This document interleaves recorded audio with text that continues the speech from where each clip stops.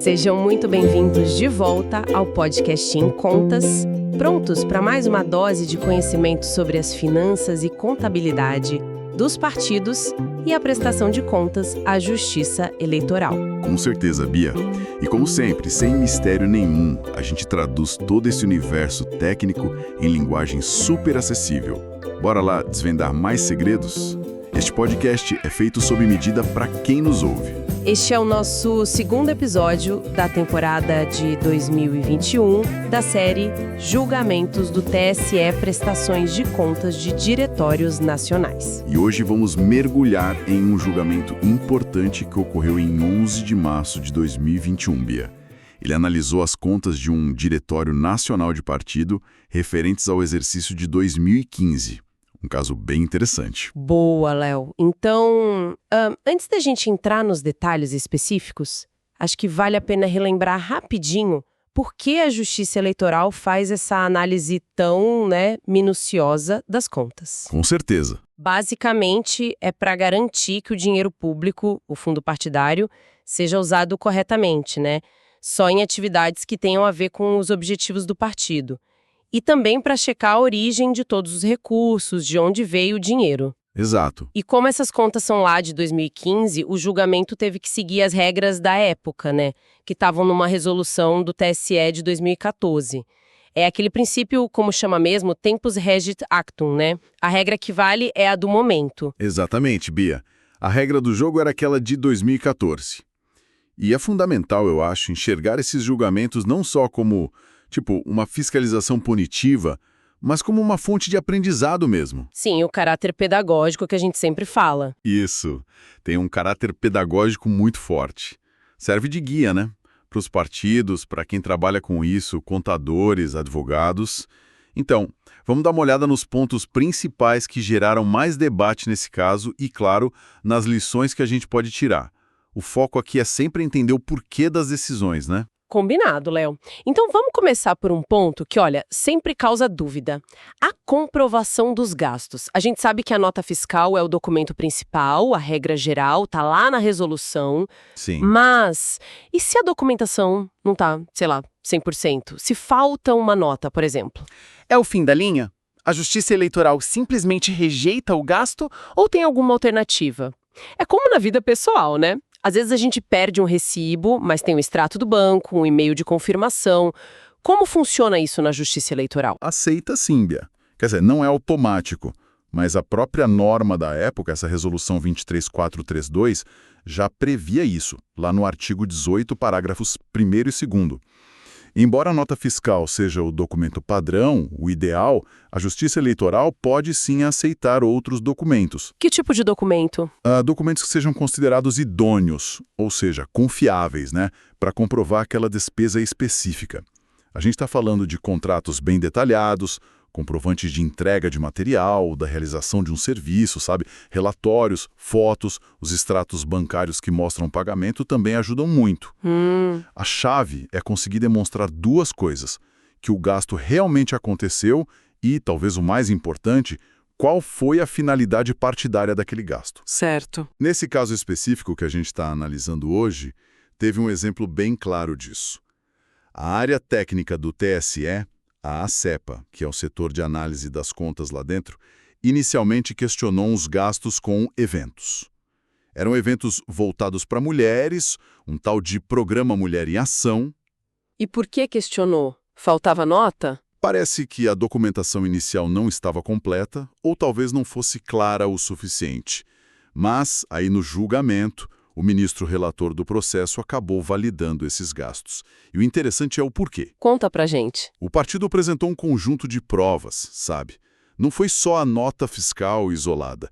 Eles juntaram os contratos com os fornecedores, um detalhamento dos serviços que foram prestados em cada evento, tipo o que foi feito mesmo, e até notícias de jornal, matérias que falavam sobre a realização desses eventos. Ah, que interessante, usaram até a mídia. Junto, essa combinação de documentos mostrou não só que o serviço foi pago, mas que ele foi, de fato, prestado. E, fundamental, que estava diretamente ligado a uma atividade partidária importante, incentivar a participação feminina na política. Entendi. Então aqui já fica uma lição crucial, Bia. A comprovação ela vai além da nota fiscal. É preciso construir uma narrativa robusta, com vários documentos que mostrem o serviço, a execução dele e o seu propósito partidário. Guardar tudo é essencial. Muito claro, Léo. Quer dizer, não basta só provar que pagou, tem que provar o que foi feito e por que foi feito em nome do partido. Faz todo sentido mesmo. Agora, tem outra situação que, olha, parece um verdadeiro quebra-cabeça. Funcionários que têm mais de um emprego.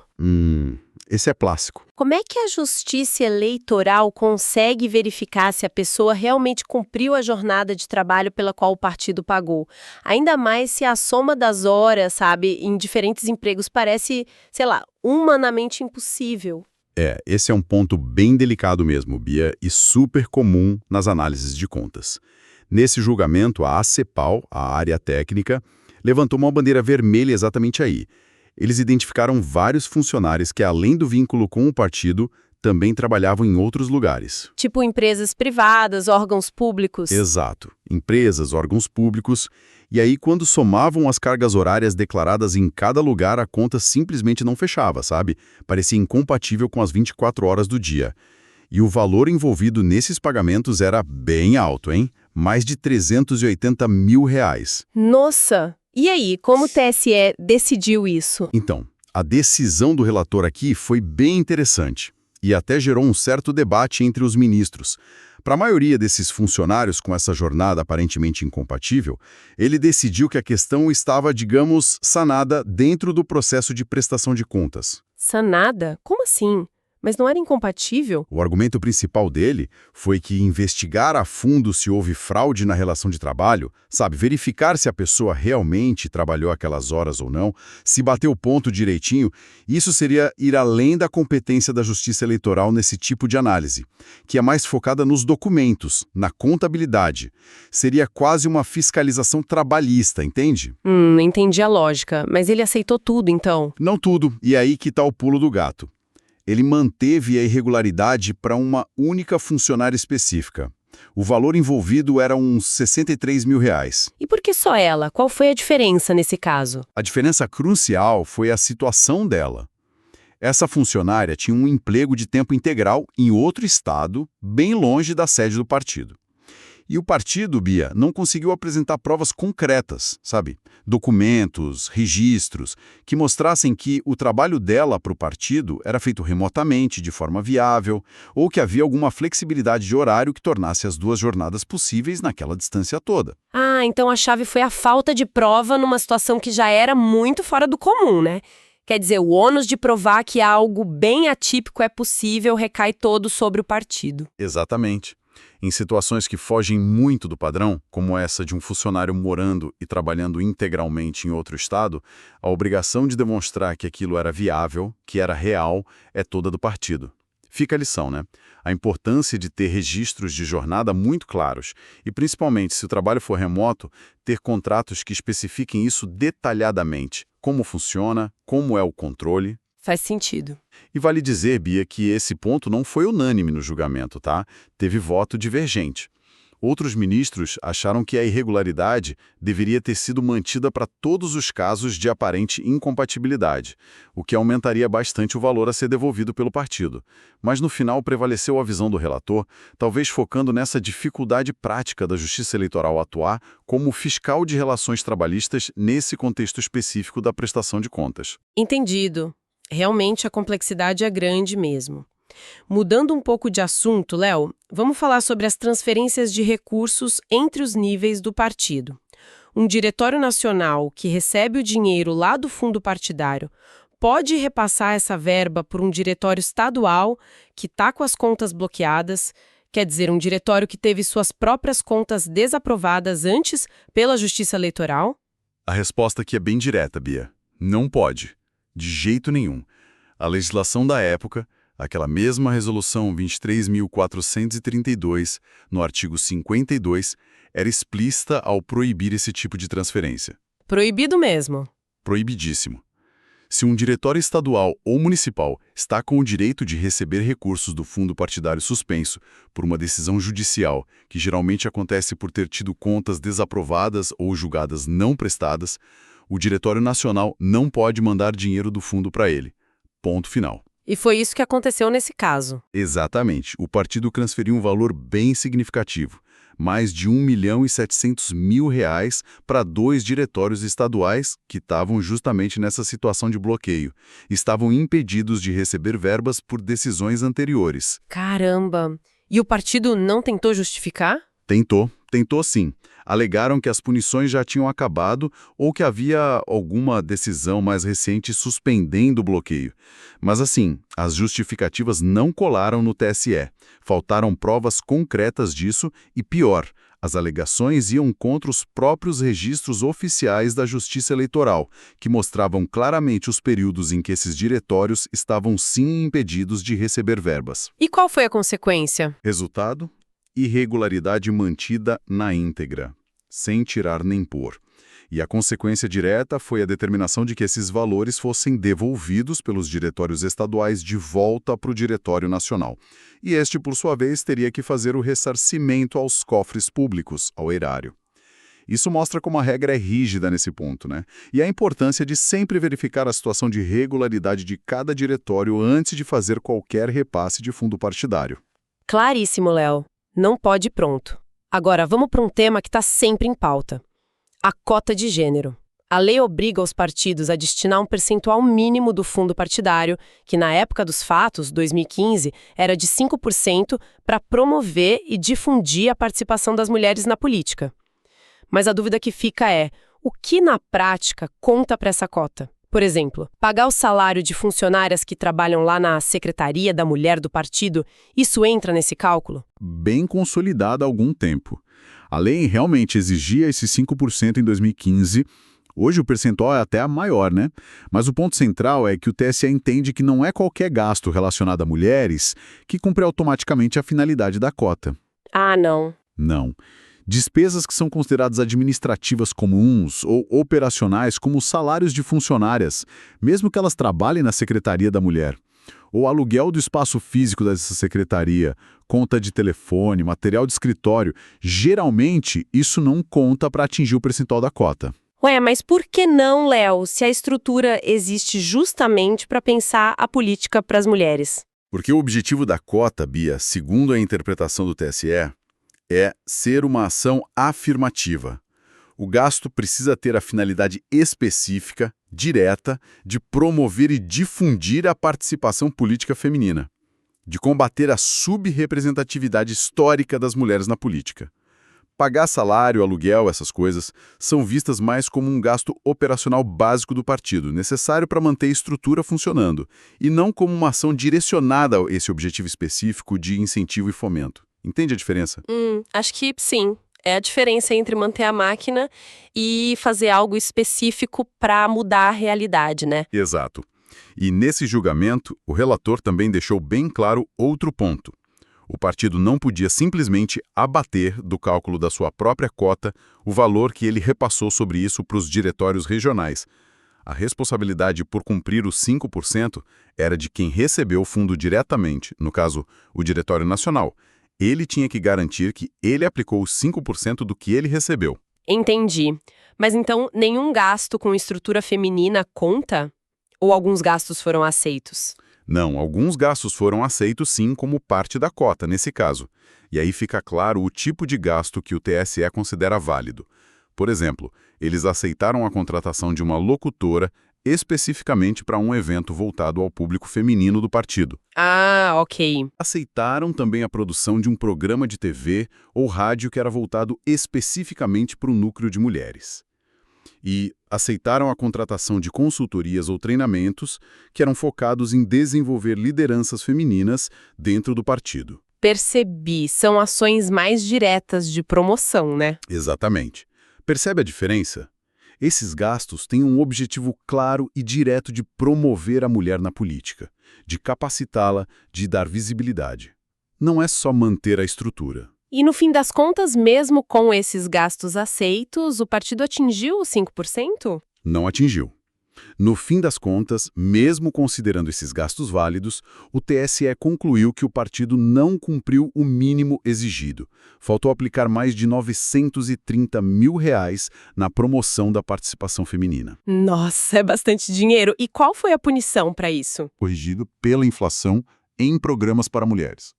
Segundo, além disso, aplicaram um valor adicional, como se fosse uma multa pedagógica, correspondente a 2,5% do total do fundo partidário que o partido recebeu lá em 2015. E tudo isso tinha que ser aplicado no ano seguinte à decisão final do processo se tornar definitiva, o trânsito em julgado. E claro, isso sem prejuízo de ter que cumprir o percentual regular da cota daquele ano também. Uau, pesada. A lição aqui é foco total na finalidade da ação afirmativa, e não apenas no público do gasto. E, de novo, acompanhar a jurisprudência do TSE é vital, porque essas interpretações sobre o que vale ou não para a cota vão se solidificando com o tempo através de consultas e julgamentos como este. Entendido. Realmente é a diferença entre manter uma estrutura e realizar uma ação específica de fomento, fica claro. E quantas viagens dos dirigentes do partido, Léo? É só apresentar a passagem aérea paga com dinheiro do partido e tá tudo certo, prova que viajou e pronto? De jeito nenhum, Bia. Seria fácil demais, né? A regra é bem mais exigente que isso.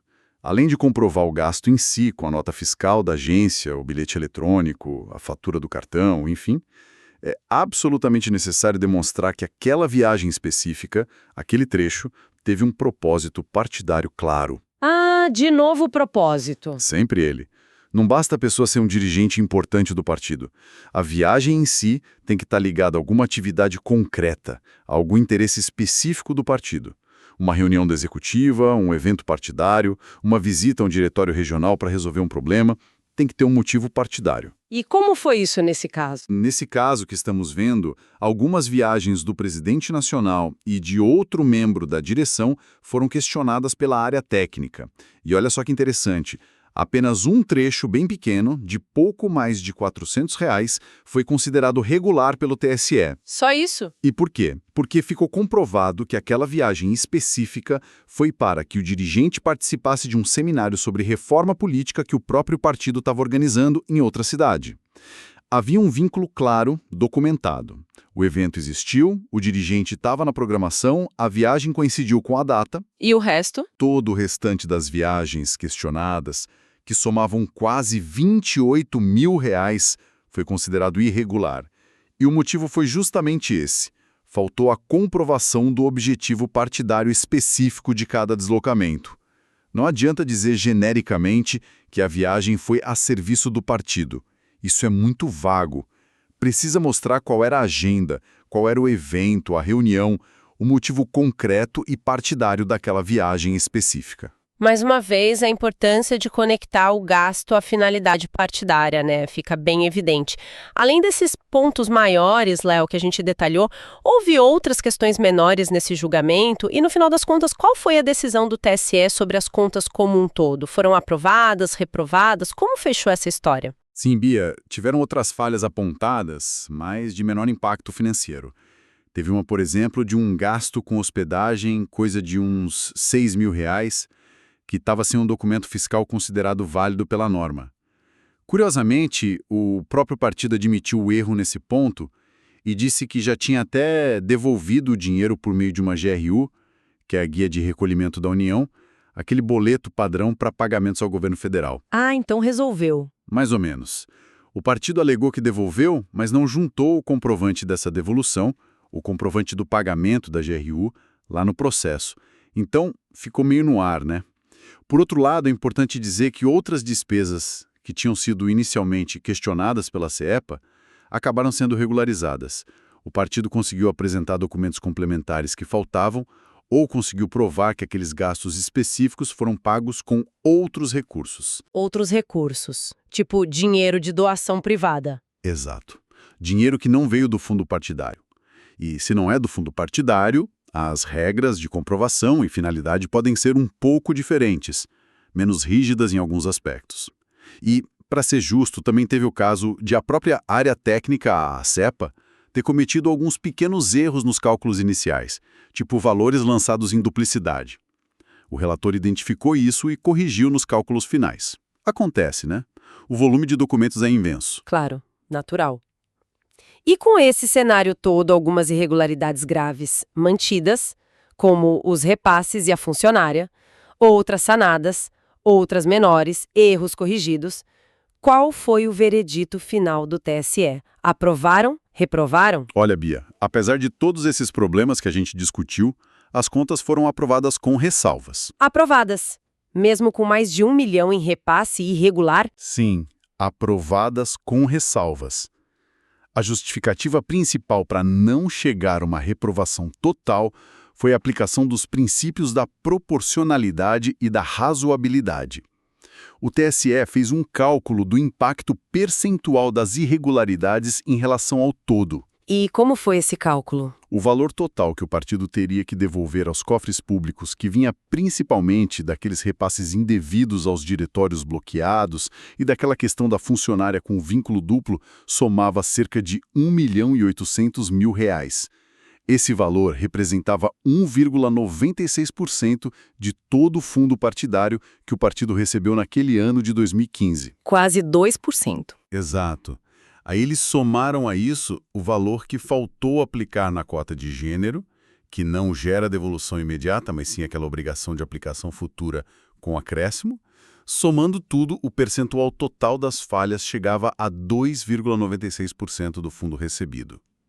E o tribunal entendeu que esse percentual, embora fosse um valor absoluto expressivo em dinheiro, não comprometia a análise da totalidade das contas a ponto de justificar uma reprovação.